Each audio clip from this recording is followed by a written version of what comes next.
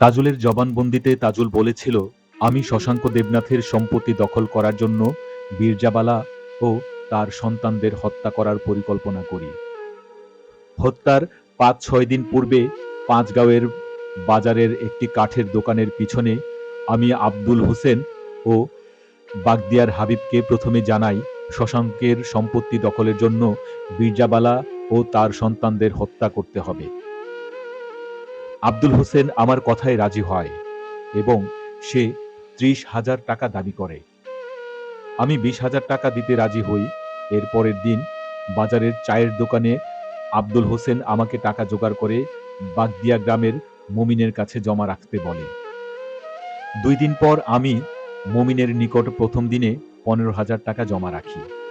একই সঙ্গে ঘটনার কাজে সহায়তা করার জন্য অন্যান্য আসামিকে নিয়োজিত করি। ৩রা সেপ্টেম্বর আব্দুল হোসেন আমাকে জানায় ঘটনার জন্য লোকজন প্রস্তুত এবং ৫ সেপ্টেম্বর রাতে ঘটনা ঘটাতে হবে। আমি এখতারপুরের শহীদ মাঝির ইঞ্জিনের নৌকা ২০০ টাকায় ভাড়া করি। ৫ সেপ্টেম্বর রাত আনুমানিক ১০টায় মমিন, হাবিব, ইদ্রিস আলী, আলী আজম, আলী আহমেদ, শামসু, বাদশাহ, সুতামিয়া, বেলু, ফিরোজ, আব্দুল হোসেন, সৈয়দ মিয়া, জর্জ মিয়া, আবু সায়েদ, কাশেম, তাজন, হরিপুরের ফিরোজ, শহীদ, মানু মেম্বার এবং পরিচিত ৮-১০ জন নৌকা যোগে পায়ে হেঁটে আমার বাড়িতে আসে। তখন আমি একটি ছোট ঘরে শুয়েছিলাম। আব্দুল হোসেন সেই ঘরে গিয়ে আমাকে সংবাদ দেয়। তখন সব লোকজন এসে পৌঁছেছে। এরপর একটি ইঞ্জিন নৌকায় আমি, আব্দুল হোসেন, ইদ্রিস আলী, বাগদিয়ার হাবিব বাদশাহ, ফিরোজ, কাশেম, ধনু, আলী আজম, আলী আহমেদ এবং বাকি ৪ জন উঠি।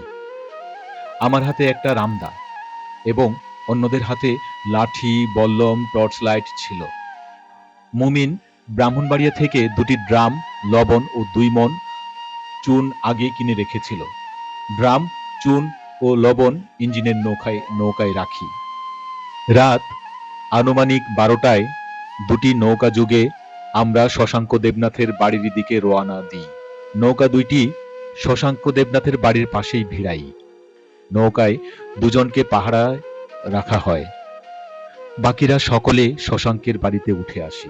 ফিরোজ প্রথমে একটি লোহার শাবল দিয়ে বীরজাবালার ঘরের পিছনের জানালার রড বাঁকা করে ভিতরে প্রবেশ করে এবং ঘরের সামনের দরজা খুলে দেয়।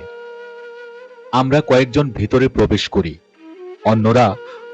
অন্যরা তখন বাইরে পাহারায়। দরজা খোলার পর বীরজাবালা ও তার ছেলে মেয়েদের পশ্চিমের কক্ষে চৌকিতে ও মাটিতে ঘুমন্ত অবস্থায় দেখতে পাই। আমি ও আব্দুল হোসেন বীরজাবালার মুখে চেপে ধরি। বীরজাবালার বড় মেয়ে সামান্য চিৎকার দিয়েছিল। বাকিরা বীরজাবালার 5 ছেলে মেয়েকে মুখ চাপিয়ে কোলে করে নৌকায় ওঠায়।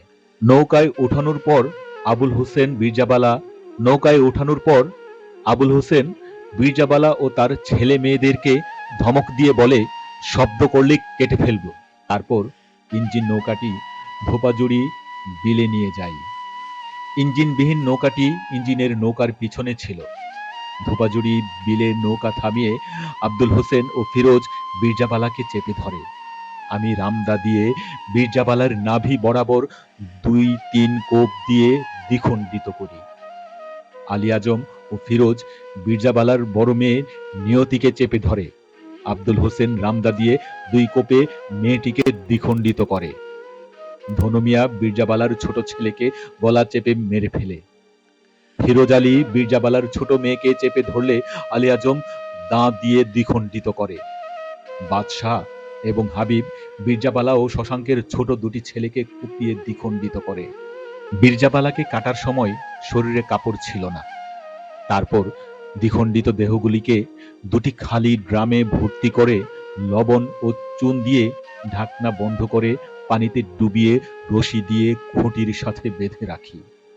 পরে রক্তরঞ্জিত নৌকাটি ধুয়ে ফেলি। আমি ও আব্দুল হোসেন সবাইকে সতর্ক করে দিই, ঘটনা ফাঁস করলে বীরজাবালার মতো পরিণতি হবে সবার। ঘটনার পরদিন ব্রাহ্মণবাড়িয়া এসে আমার চাচাতো ভাই মতিউর রহমানকে 9 শতক নিজের জমি রেজিস্ট্রি করে দিই। জবানবন্দিতে তাজুল বিরজার স্বামী অর্থাৎ শশাঙ্ক দেবনাথের হত্যার বিবরণও দিয়েছিল। শশাঙ্ককে তাজুল হত্যা করেছিল আরো 2 বছর আগে। জবানবন্দিতে তাজুল সেই হত্যা সম্পর্কে বলেছিল, 2 বছর পূর্বে এক শুক্রবার সকাল 5:30টায় আমি ও আমার জামাতা ইনু মিয়া শশাঙ্কের বাড়িতে যাই। শশাঙ্ককে জানাই তার মেয়ের জামাই মনা দেবনাথ ভারত সীমান্তে তার জন্য অপেক্ষা করছে। শশাঙ্ক তার কথা অনুযায়ী জামা পরে আমাদের সাথে বের হয়। আমি এবং ইনু শশাঙ্ককে নিয়ে মাধবপুরের নিজনগড় গ্রামে আজিদের বাড়িতে গিয়ে উঠি। আজিদের বাড়ির একটি ঘরে শশাঙ্ককে বসিয়ে রাখি। আজিদ শশাঙ্ককে জানায় সীমান্তে স্পেশাল পার্টি কাজ করছে, তাই এখন সীমান্ত পার হওয়া সম্ভব না, মধ্যরাতে পেরোতে হবে। আনুমানিক রাত 12টায় ওই ঘরে আমি, ইনু, আজিদ এবং অপর 2 জন লোক শশাঙ্কের গলায় গামছা ফাঁস দিয়ে হত্যা করি। আজিদ এবং অপরিচিত 2 ব্যক্তি শশাঙ্কের মৃতদেহ কাঁধে করে ভারতের চেহরিয়া গ্রামে নিয়ে যায় এবং একটি পরিত্যক্ত রিফিউজি ক্যাম্পের পাতকুয়ায় নিক্ষেপ করে চলে আসে। এই নারকীয় হত্যাযজ্ঞের দায়ে বিচারের রায়ে ফাঁসি হয়েছিল তাজুল ও তার সহযোগীদের। তাজুল ও তার সহযোগীদের প্রতি মানুষের এতটাই ঘৃণা ছিল যে ফাঁসি হওয়ার পর নিদারাবাদ গ্রামে মানুষ উৎফুল্ল হয়ে ঘরে ঘরে মিষ্টি বিতরণ করেছিল।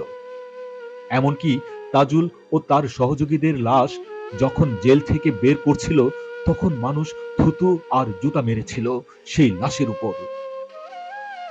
সেই খুনের ঘটনা স্মরণ করতে গেলে আজও আঁতকে ওঠেন নিদারাবাদের মানুষ।